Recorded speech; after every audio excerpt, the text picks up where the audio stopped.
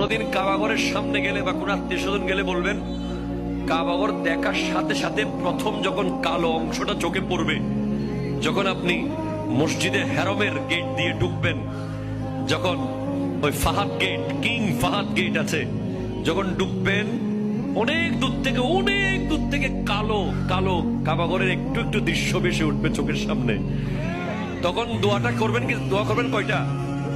যখন কয়টা? একটা দোয়াই কবুল হবে দেখার সাথে সাথে। কাবা ঘর দেখার সাথে সাথে প্রথম যে দোয়াটা করবেন ওটা কবুল করবেন কে? এখন শিখে নেন, অনেক মানুষ জানেন না হিকমত।